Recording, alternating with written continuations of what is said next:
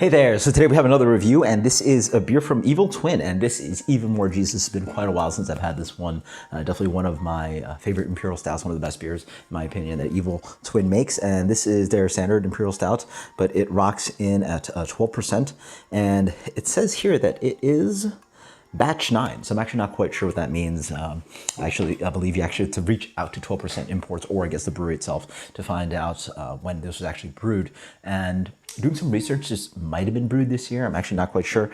This one is still out of the Stratford facility for Two Roads, so let's dig into this one. I know No Hype Beer Reviews recently did a 2016 acquired can of this, so I don't know if it's fresh or aged, who knows, but as usual, the beer pours out very dark. It has that kind of like Bourbon County-esque kind of like just like super rich dark head to it. A lot of tiny bubbles to it actually on this one.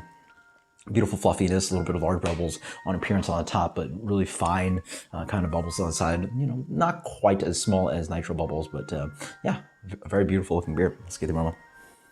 Oh yeah, that's even more Jesus, yeah. So what is it? It's this kind of intense roastiness, and I mean, I guess all your Imperial Stouts generally have that, but here it's got a little bit of a creamer kind of thing going on, but it's just a dense, rich, kind of like 70-80% kind of dark chocolate. There's that little bit of espresso bitterness in here, almost as if there was a coffee edition. There's a cocoa nib, that really dark flavor. A little bit of dark fruit as well. A little bit of like also like marshmallow, vanilla kind of sweetness. There's almost like this burnt kind of charcoal and almost like a burnt woodiness driving in here. Intensity of the nose is quite complex and deep. It's just like rich and a lot going on. Cheers. Oh. I was just about to say, oh, there's this beautiful kind of like creamy, kind of like milk chocolatey kind of thing up front. And almost like this light kind of sweetness and, you know, light kind of like Hershey's bar chocolate cake kind of thing. And then like take that back, like, you know, initial tip of your tongue, you'll get that, but then it just pounds you on your tongue. This beer is freaking intense. Whoa. It's almost like too much. It's almost like they, that's what it is. It's almost like getting your favorite Imperial Stout and then boiling it down and just like enriching the flavors and like condensing them and making like almost an Imperial Stout gravy. It's just got so much like depth and like, not really depth, it's just, it's intensity. There's a lot of intensity to this beer. The mouthfeel is thick and chewy. The alcohol rings on the sides. There's a sugary sweetness that comes in after that alcohol warmth sort of hits the side of your tongues. It's got this kind of like muscovado sugar, this kind of brown sugary sweetness to it. On the back end, this beer is acrid. It is burnt. It has that burnt coffee, terrible diner coffee kind of thing going on in the back end. Not in a bad way. It's just that like burnt, extracting all the worst parts of the coffee you can. The bitterness.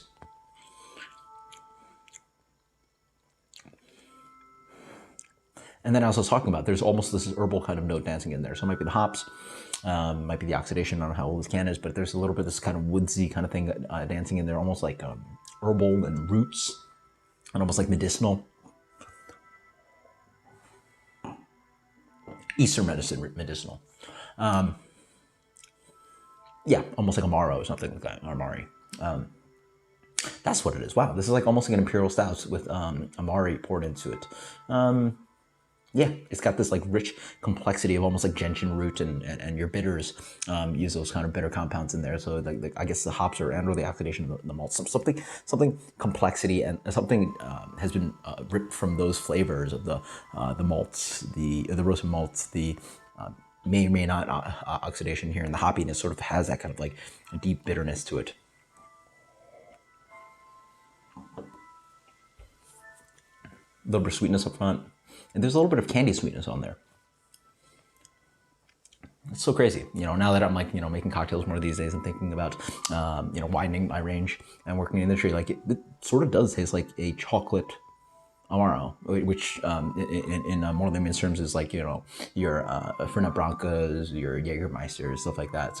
You know, where they've extracted not only sweetness into an alcoholic beverage, but also a lot of complexity of generally gentian root and then other flavor compounds and other herbal compounds to really, bump up this kind of like complexity of flavor. And they're used as a party for digestives.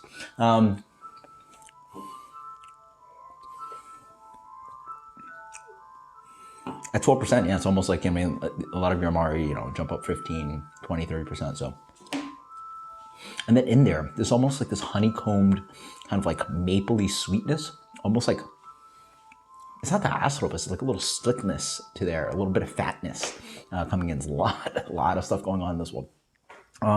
This beer is just not for the faint of heart. Wow, it's been quite a while since I had this one, and I do like my Imperial Stouts, but this is almost just a little hair too much.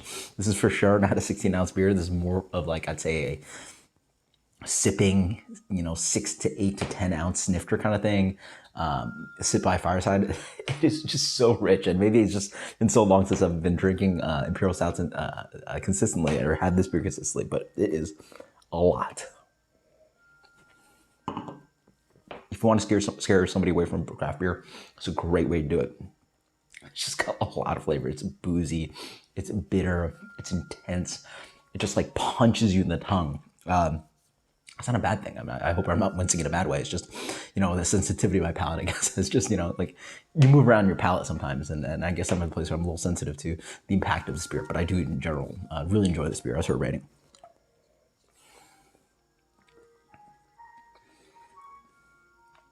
Complexity is insane. I love it.